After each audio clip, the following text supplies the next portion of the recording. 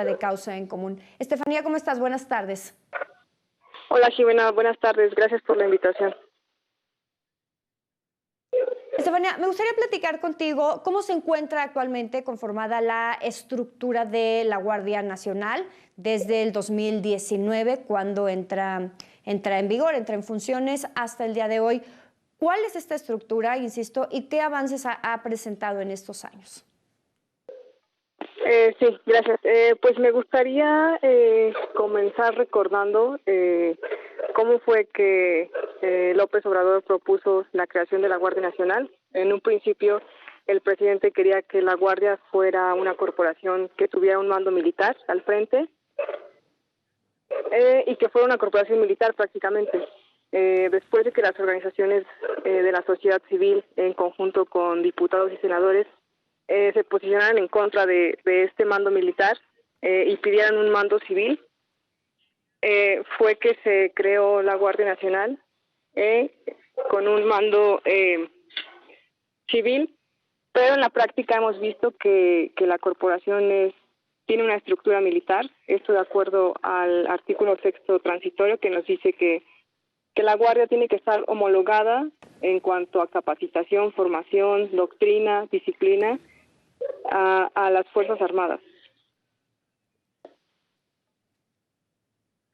¿Y cuáles son estas diferencias que podríamos percibir justamente entre esta propuesta inicial que ya comentabas tú, que se buscaba que fuera un mando militar en un principio, después ante la intervención de diferentes sectores, se habla ya de una Guardia Nacional, pues con un mando civil? Sin embargo, tú lo acabas de comentar, tiene una estructura militar. ¿Cuáles son las diferencias entre el tener esta estructura militar y el conservar lo que era su esencia, una estructura civil, una esencia civil, vaya?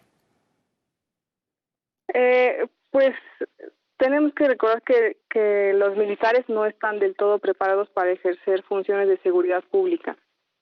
Su formación está más orientada hacia cuestiones de seguridad nacional, como atención a desastres naturales. Y si bien pueden participar en tareas de seguridad pública, esto solamente sucede cuando hay casos de excepción.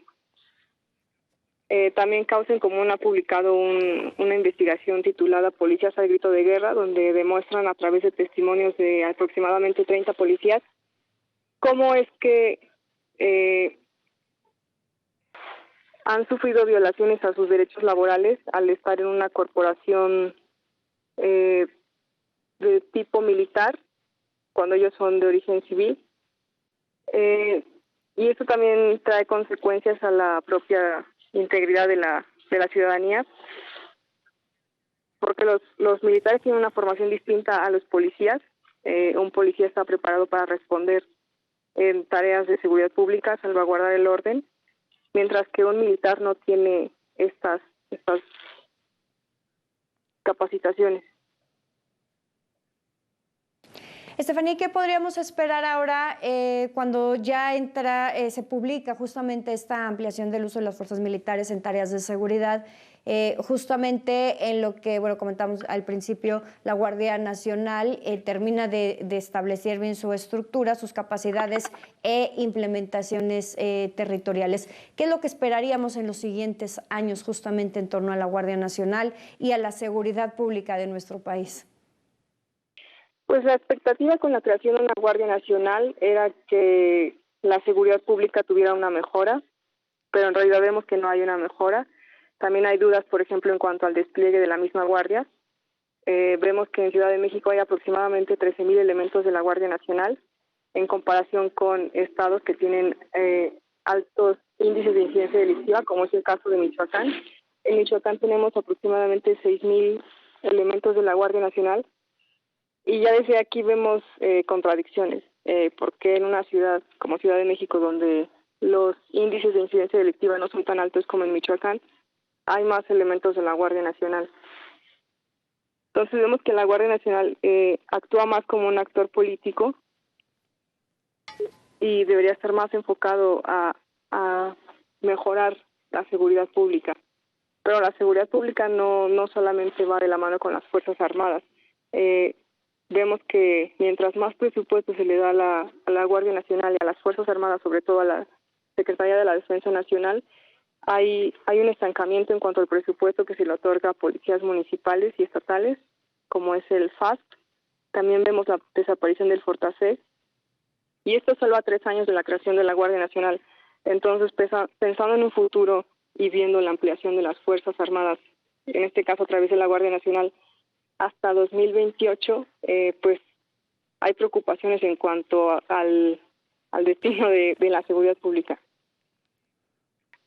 Justamente esto iba, Estefanía. ¿Dónde van a quedar entonces o dónde están quedando las corporaciones locales, las municipales, que de por sí tienen muchas carencias, las corporaciones estatales, cuando todo el presupuesto y el empoderamiento se está yendo hacia las corporaciones militares?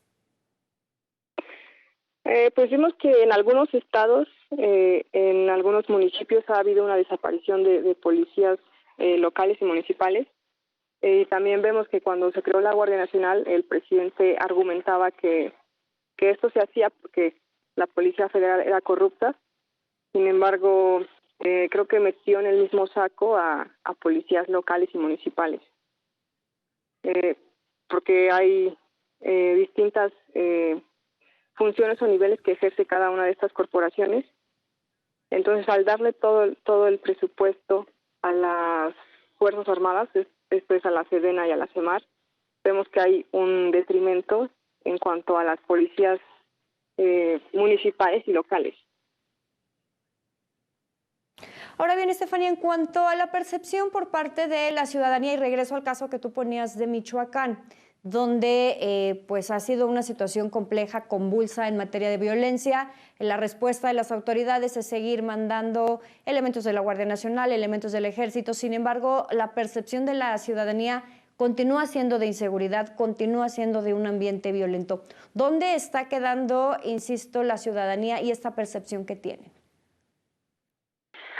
Pues de acuerdo con la última edición de la Encuesta Nacional de Seguridad Pública Urbana, según estos datos, el 72% de la población considera efectivo el desempeño de la Guardia Nacional.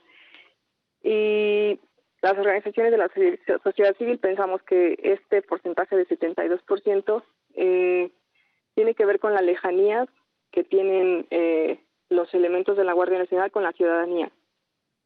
No es lo mismo el policía local el elemento de la Guardia Nacional, que tiene poco contacto con la ciudadanía.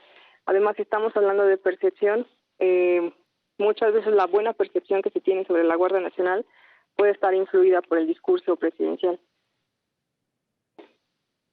¿Qué tanto también, Estefanía, ahorita que dices el discurso presidencial, se ha politizado el tema de la Guardia Nacional en nuestro país? ¿Qué tanto se ha manchado ya también de discurso político a favor y en contra, por supuesto, también?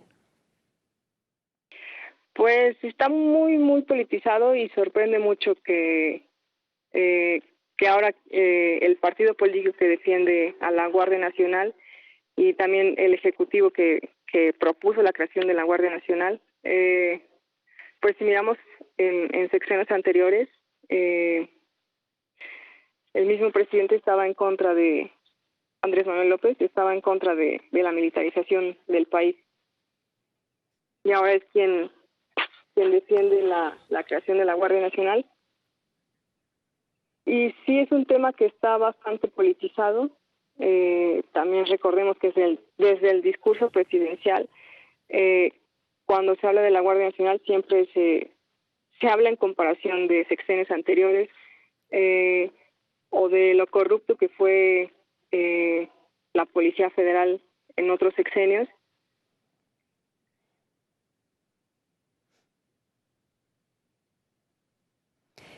Estefanía, muchísimas gracias por esta entrevista. Estefanía López Mendoza, investigadora de Causa en Común. Gracias, Jimena. Muy buenas tardes, ahí lo tiene. Vámonos a un corte comercial y al regresar ya estar listo César Cuervo con toda la información deportiva.